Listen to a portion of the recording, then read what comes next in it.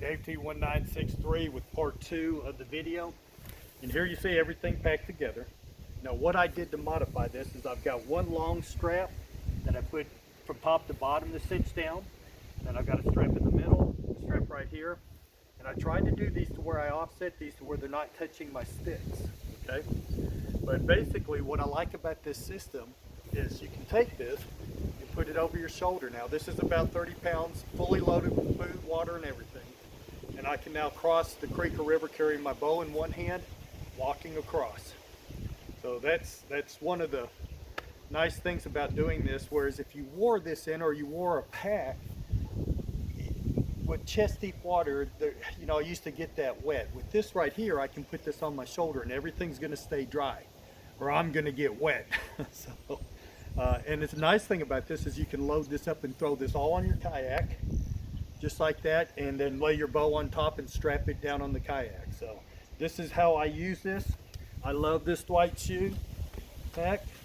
Once you put this on your hips, I mean, it just carries the weight so well. The sternum strap, sometimes I wear it, most of the time I don't, to tell you the truth, but there you go. Now what I'll do is I'll wear this in, and I usually have either my neoprene waders on or my snake boots, and I'll walk to the creek, I'll take it off, I'll cross the creek. Most of my setups are usually within 100 to 200 yards, but there are somewhere that's a half mile. If it's a long walk, what I'll do is I'll put this back on and I'll continue hiking until I get about 100, 150 yards where I've got pre-designated places that I can go ahead and change.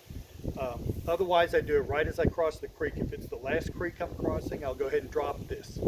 Now, what I do when I drop this and stuff is that's my time to kind of settle down, slow down, because I'm getting close to where I want to set up. I take like 15 minutes and I'll just sit there for a while and kind of relax and take everything in, get my night vision down. It's where I switch to my red filtered lens. And I just take some time to kind of slow down and get in tune with my environment.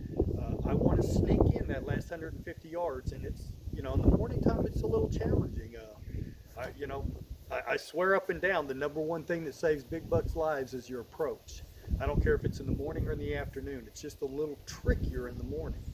But I'll use that time to slow down, and what I'll typically do at that point is I'll go ahead and put my saddle on, attach my one stick of my platform to it, or I'll just carry my sticks in and wear my Kathy Kelly. So I break this all down, put everything on, and now I'm stalking my tree stand. Once I get to my tree stand, it's real easy then for me to go ahead and set everything up, put my first 2 sticks on the tree and climb up. So that's my system.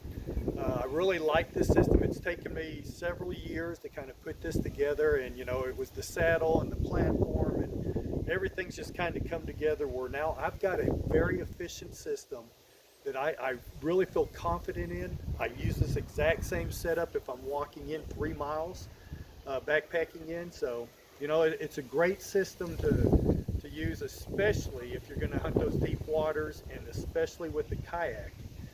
One of the things we have to deal with down here is our creeks don't have those nice sandy landing points like you see up north or out west with the big wide rivers. Ours are usually cut deep. They're vertical banks, and they're usually anywhere from 2 to 4 foot deep. So you have to be able to get out of that kayak or canoe without tipping everything over and falling in. And it's not easy to do. So having a system like this that's all compact and stays together, that you can strap down on your kayak, you can then egress out of the kayak. One strap, you got all this loose, throw it over your shoulder, grab my bow, and I walk across. Or I climb the bank, okay? And I'm gonna get into some scouting videos and how I set up, because you know, I've learned some tricks on how to get up these steep creek banks, some of the pre-season stuff that I do. I've got some videos on how I hunt what I'll call pre-rut bucks. I killed a buck last night that was a deliberate plan on purpose. I knew what that buck was going to do. I knew how he was going to use the thermals in the evening to skirt that doe bedding area, and I played all that out 100 times, and then it executed, and it don't always go right, but this time it worked perfectly.